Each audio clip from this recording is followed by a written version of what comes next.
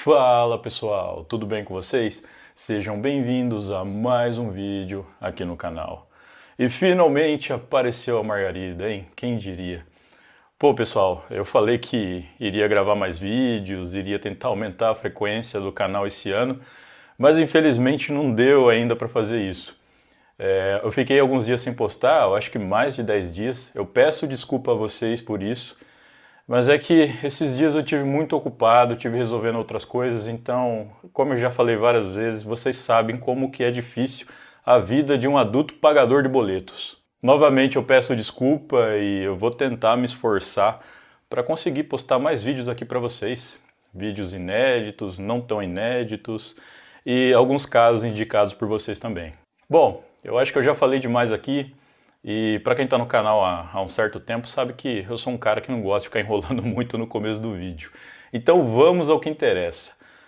No caso de hoje eu vou falar a respeito de Wesley Dale Morgan, um caso que ocorreu nos Estados Unidos no ano de 2001. Eu sei que alguns de vocês já devem conhecer esse caso, mas quem não o conhece ainda é uma boa oportunidade para conhecer, que eu trouxe aqui todas as informações disponíveis ao público até o momento sobre ele. Então fiquem comigo aqui até o final e se gostarem desse vídeo, deixem um like e um comentário que me ajuda muito. Então, sem mais delongas, bora pro vídeo.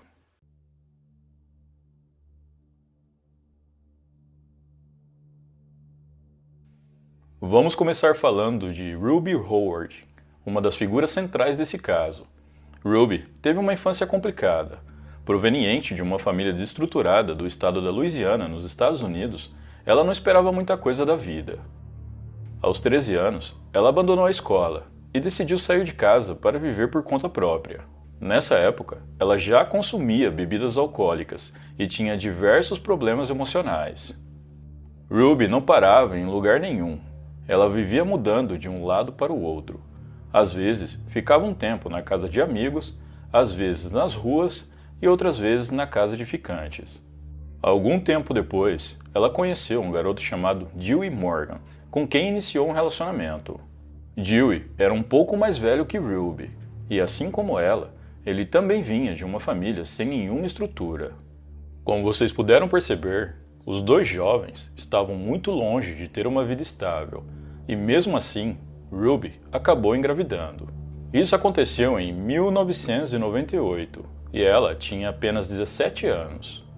Mais tarde, em 14 de março de 1999, ela deu à luz a um menino, a quem deu o nome de Wesley Dale Morgan. Wesley nasceu saudável, e esse poderia ser o momento em que o casal ficaria mais unido e seguiria por um caminho melhor, mas aconteceu o contrário. Alguns meses após o nascimento do seu filho com Ruby, Dewey não quis constituir uma família e decidiu se separar da garota. Mas mesmo com essa separação, o ex-casal mantinha uma relação mais ou menos normal, e Ruby, às vezes, até levava o filho para visitar o pai. Como eu já mencionei, Ruby vivia mudando de um lugar para o outro, e mesmo agora, sendo mãe, isso não mudou. Em 2001, ela se mudou para uma casa alugada na cidade de Clinton, junto com seu novo namorado, um homem de 37 anos chamado Burnell Hilton. Embora ela tenha ficado mais distante de Dewey, o pai do seu filho, Ruby ainda levava o menino para visitar o pai em dias marcados. Na manhã do dia 15 de maio de 2001, Ruby estava sentada junto com seu filho Wesley na varanda de sua casa. Enquanto Wesley, com apenas 2 anos na época, estava distraído brincando com seus 2 cachorros, Ruby decidiu entrar para dar uma olhada no almoço que estava no fogo. Isso foi por volta das 9h45 da manhã, e Ruby demorou cerca de 10 minutos dentro de casa. Ela estava sozinha em casa com Wesley, já que Burnell, o seu novo namorado, estava no trabalho. Quando Ruby voltou para fora, notou que Wesley não estava mais no quintal. Ela procurou pelo menino por alguns minutos, e depois de não conseguir encontrá-lo, ela entrou em contato com a polícia. Rapidamente, as autoridades deram início às buscas pelo pequeno Wesley. Uma equipe composta por inúmeros policiais e voluntários começaram a fazer as primeiras buscas. Ao anoitecer, a Polícia Estadual da Louisiana se juntou à equipe de busca, que nesse momento era composta por policiais locais e cerca de 200 voluntários, que incluíam, além do pai de Wesley, alguns presidiários de prisões próximas. Bloqueios foram montados, diversos carros foram vistoriados, inúmeros vizinhos foram interrogados, mas ninguém sabia de nada. A polícia continuou com seus esforços. Com a ajuda de cães farejadores, eles vasculharam a densa floresta nas proximidades, as colinas, riachos e outras áreas mais afastadas da cidade. Alguns dias depois, o FBI e a Guarda Nacional se juntaram às buscas. Cães farejadores de cadáveres foram utilizados, helicópteros e também um scanner que capta assinaturas de calor em densas florestas, criando uma imagem térmica. O FBI também empregou o uso de iluminação ultravioleta em busca de manchas de sangue em locais onde possivelmente Wesley esteve. Na intenção de encontrar o menino o mais rápido possível, o governador da Louisiana na época chegou a declarar estado de emergência na cidade de Clinton para conseguir mais atenção ao caso e financiamento para as buscas. Foram dias de buscas sem parar. As autoridades vasculharam cada canto da cidade e também das florestas nas proximidades, mas mesmo assim, mesmo com todo esse esforço, nada foi encontrado. Com isso, as autoridades decidiram encerrar as buscas.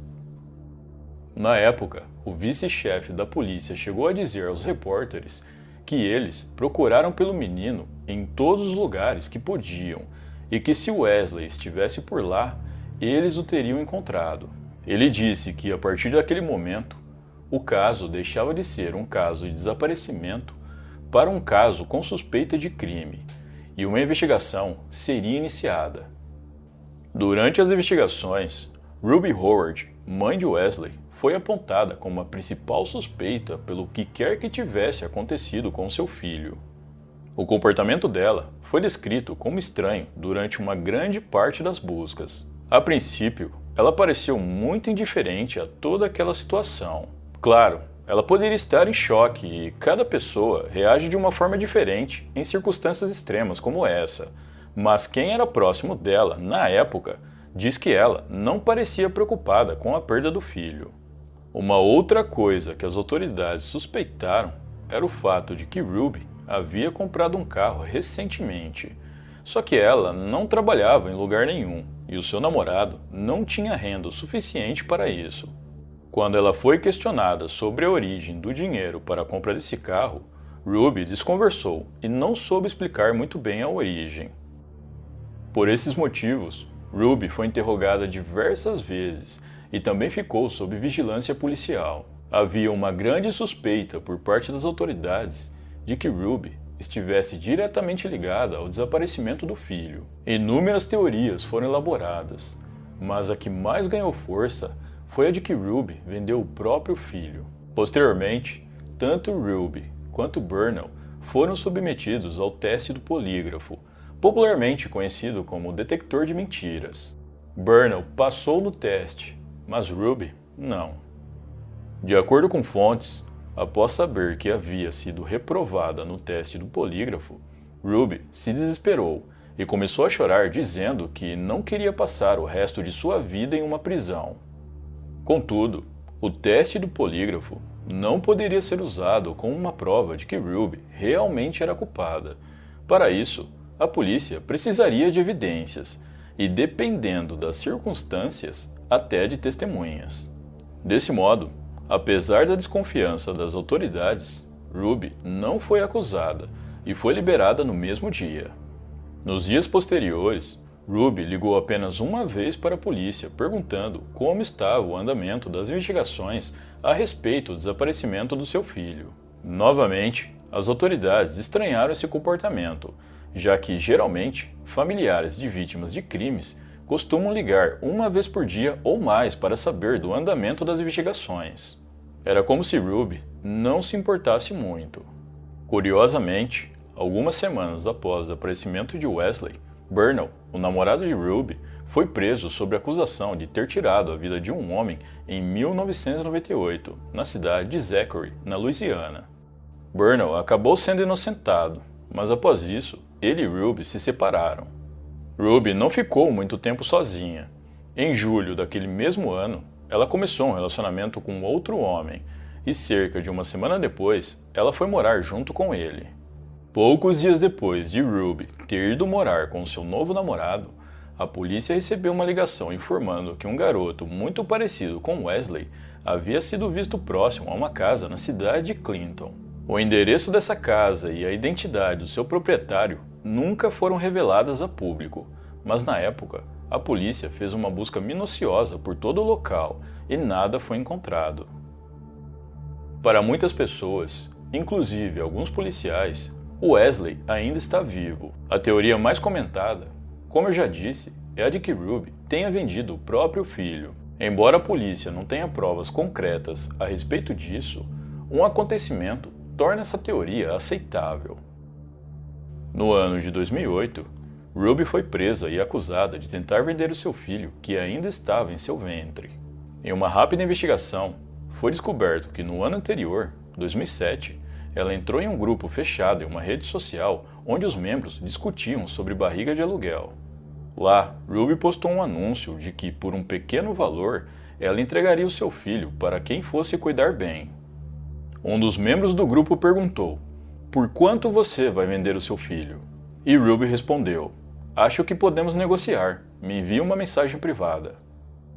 O casal que estava interessado na proposta de Ruby não tinha dinheiro suficiente para adotar um filho legalmente. Por conta disso, eles entraram em contato com Ruby e até assinaram um contrato de que ela entregaria o filho dela para eles por $2.000. Na tentativa de burlar a lei, o contrato previa que o dinheiro dado a Ruby não era para a compra do filho, mas sim para pagar por despesas médicas. No entanto, quando Ruby deu à luz a uma menina no início de 2008, ela acabou se apegando à filha e decidiu não entregá-la ao casal, conforme o combinado. Isso, obviamente, deixou o casal furioso e eles decidiram denunciar Ruby à polícia. As autoridades investigaram a situação e descobriram que Ruby realmente havia gasto o dinheiro dado a ela em despesas médicas. Como não haviam mais provas de que Ruby realmente tivesse a intenção de vender a sua filha, ela novamente não foi acusada. As provas que a polícia tinha contra ela dava no máximo para acusá-la de fraude. O desaparecimento de Wesley é comentado até os dias de hoje. As autoridades atualizam a foto dele periodicamente, utilizando softwares de envelhecimento que mostram como supostamente o garoto estaria hoje em dia. Além disso, as autoridades ofereceram uma recompensa de $10.000 por qualquer informação que os levem até o paradeiro de Wesley. Ruby Howard continua morando no estado da Louisiana. Ela se casou e hoje tem 2 filhas. É dito que ela se ajeitou na vida e abandonou o seu vício em álcool. No ano de 2019, uma repórter perguntou a Ruby a respeito do desaparecimento do seu filho, ao passo que ela respondeu que doía lembrar daquela época. Foram anos conturbados de sua vida e que hoje ela jamais deixaria um dos seus filhos sozinhos por 15 minutos. Ela disse ainda que acredita que Wesley está vivo e que um dia ele voltará para casa. Wesley Dale Morgan está desaparecido há quase 23 anos. Se ele ainda estiver vivo, ele já é um rapaz de 24 anos. Mas e vocês, acreditam que Wesley ainda está vivo? Está morando com uma família? Como vocês acham que ele está hoje? Bom, muito obrigado por me assistir até o final. Eu vou ficando por aqui. Um grande abraço e até a próxima.